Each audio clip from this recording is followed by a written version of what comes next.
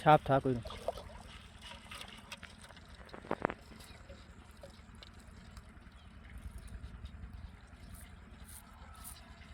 ভিড়ি তো আর না হইলে